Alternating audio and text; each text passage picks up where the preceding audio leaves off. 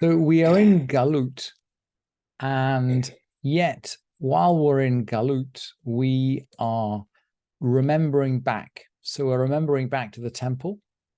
And as the first chapter, and there's this list of Ain Bains, there's nothing except, as this list of associations goes on, we're actually going to remember back before the temple.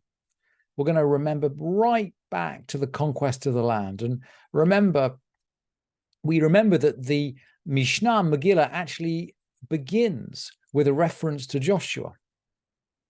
We celebrate on the 15th of Adar in towns that had a wall at the time of Yehoshua bin Nun, at the time of Joshua. So the Mishnah, right at the beginning of this chapter, reminds us about Joshua and his conquest of the land, as if to say, look, we're in Shushan, we're in exile, we're in Persia, we're in Galut, but we still remember when we had our own land.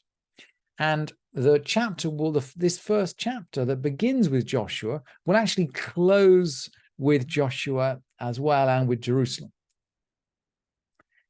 But we're going to begin just with the temple in Jerusalem and another Ein Bain, there is no difference between. Ein Bain Kohen Mashuach B'Shemen HaMishcha Li Merube V'Gadim. There's no difference between a priest anointed with the oil of anointment and one with the additional garments. Now, what is going on here? Because we know that the priest has additional garments. He has 8 garments. The high priest, sorry, we're talking about a Kohen Gadol here. We're talking about Kohen Gadol.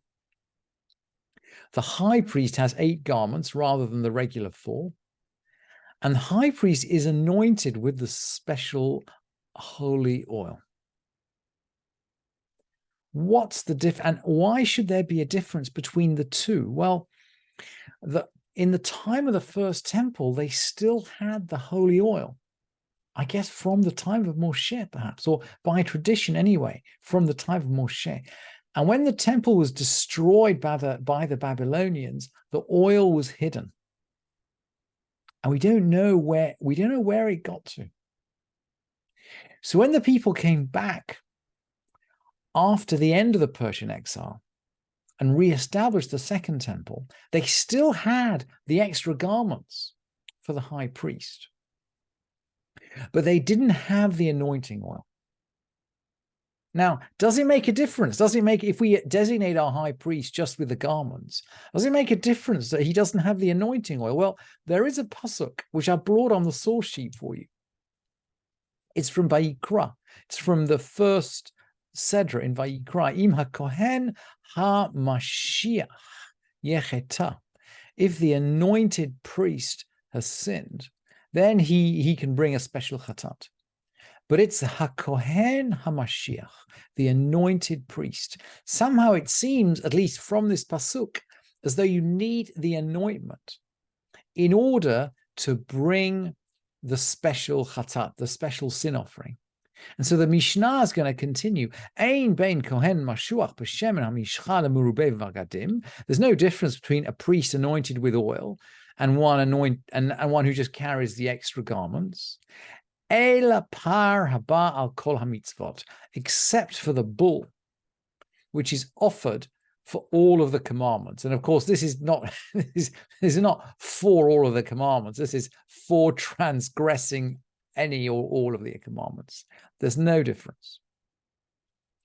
Ein bein kohen mishamesh lekohen she'avar ela par yom haKippurim va'asirat ha'efa. And there's no difference between the kohen who's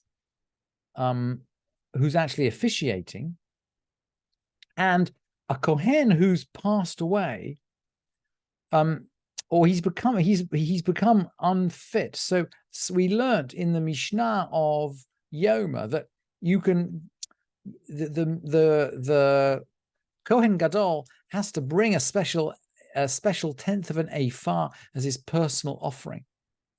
And there's a discussion in the Mishnah of Yoma as to what happens if you change Kohen Gadol halfway through Yom Kippur. Perhaps if the first Kohen Gadol dies. Remember, that's why the second Kohen Gadol is appointed in the case the first one dies. And the halacha is actually the second one doesn't bring the 10th of the ephah. That someone who's appointed at the last minute doesn't bring the 10th of the ephah. And now the Mishnah then jumps back from Jerusalem to, well, we're going to jump back to Shiloh. Well, we're going to jump back to Shiloh, but we're going to talk about Bamot. Ein bein bama gdola levama katana ela psachem. There's no difference between a bama gdola, and it's translated as a great altar. Levama katana, a small altar. Ela psachem. The great altar and the small altar.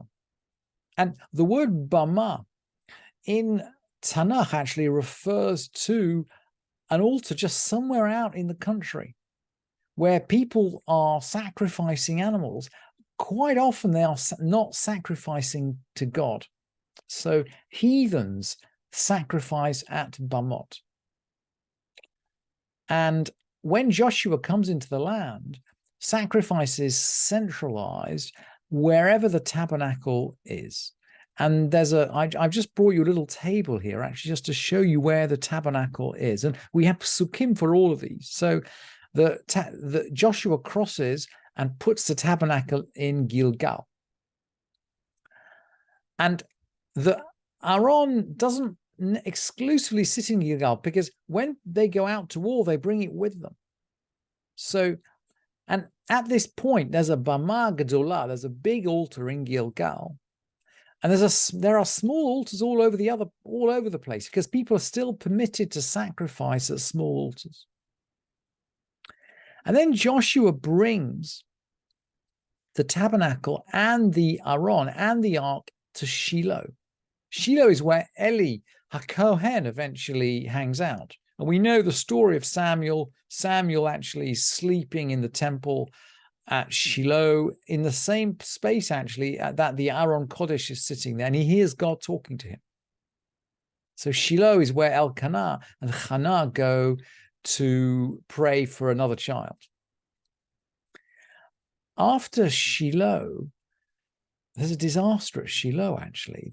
The Aaron is captured by the Philistines. The two sons of Eli die. They're not fit, and the tabernacle goes temporarily to Nob and then to Gibeon.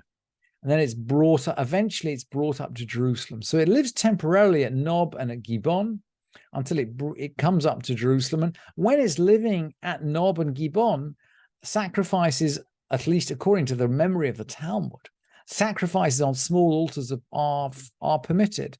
When it's in Shiloh and in Jerusalem, they're not permitted. So the Mishnah, and I brought you all the psukim on the source sheet, but let's just look at the Mishnah.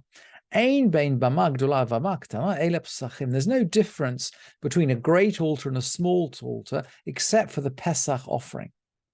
In other words, an ordinary free will offering can be brought on any altar, great or small, but the Pesach offering has to be brought on the main altar at, for example, Gilgal or Nov or Gibeon or in Jerusalem. The Pesach offering has to be brought in Jerusalem. And of course, when we learned Pesachim, we learned that, there are hundreds, thousands of Pesach offerings being offered in Jerusalem centrally. And the Gemara actually applies this halacha to any other festival sacrifice. So the only difference between the big and the small altar is that when it comes to a required sacrifice like the Pesach sacrifice, we have to sacrifice it on the big altar. And the Mishnah then gives a principle, Zeh klal kol shehu nidar v'nidav. This is the principle: any vow offering or any free will offering, basically any voluntary offering. Karev babama. You can bring it on an altar. And the Mishnah here is talking about a small altar. In other words, you can just bring it anywhere. This is decentralization. V'chol she'eino, chol she'elo, v'chol she'eino, lo nidar ve'lo nidav, eino karev bababa. Any offering which is not a vow or a free will offering may not be brought on an altar. And that by this, the Mishnah is talking about a small altar. In other words, we have to bring these centrally. So if this is the special characteristic of the big altar, the four big altars at Gilgal, 5, Gilgal, Shiloh, Nov, Gibeon, and Jerusalem, and Shiloh and Jerusalem being the central ones, what's the difference between Shiloh and Jerusalem? Are they the same? And that's where that's where this chapter of the Mishnah closes. Ein bein Shiloh Yerushalayim Ela sheb'Shiloh ochlin korashim kalin u'maser sheni b'chol haroeh u'v'Yerushalayim lifnim min hachoma. There's no difference between Shiloh and Jerusalem. So Shiloh, where Eli used to hang out, and Jerusalem, well, we know where Jerusalem is. Jerusalem from the time of King David and onwards. David conquers Jerusalem, and Shlomo, his son, builds the temple there. So there's no difference in principle, except that sacrifices of lesser sanctity. So these are, for example, Maaser Sheni. So we're going to, Maaser Sheni is our holy things that we select from our produce, and we bring them to Jerusalem to eat there. And they can be eaten anywhere inside the city. So when we were looking at probably the tractate of Maaser Sheni, we learned that you have to be inside the city wall. And there's some discussion actually as to where on the city wall the boundary is, where you have to be in order to eat Maaser Sheni in Jerusalem. But in Shiloh, it's different. Umaser Sheni b'chol haroeh. It can be eaten anywhere within sight. As long as you can see Shiloh and you can see the tabernacle, you can eat your Maaser Sheni there. It doesn't have to be inside the city wall. Maybe even at Shiloh there wasn't a city wall. I mean, that's one possibility that occurs to me just thinking about this Mishnah. Maybe there was no city wall. So if you could see the tabernacle, you can eat your Maaser Sheni. In Jerusalem, you have to be inside the wall. And in both places, the most holy sacrifices were eaten within the curtains. So we're talking about the tabernacle now. We're not talking about we're not talking about the structural Beit Mikdash. We're still talking about the mobile tabernacle before Shlomo HaMelech builds the temple. And the holy things would be eaten inside the curtains of the tabernacle. And then the Mishnah concludes, Kedushat Shiloh yesh acharei heter. After the holiness of Shiloh, there was permission for altars, permission for other altars to be constructed in other places. And we saw that after Shiloh, the tabernacle went to Nob and Gibeon.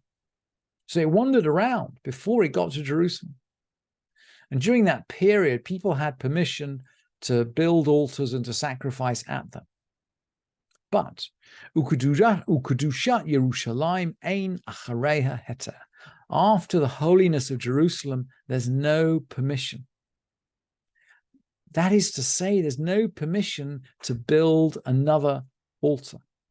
And the Rambam explains in his commentary here, and I mean, it's a long comment, but I've filleted it for you.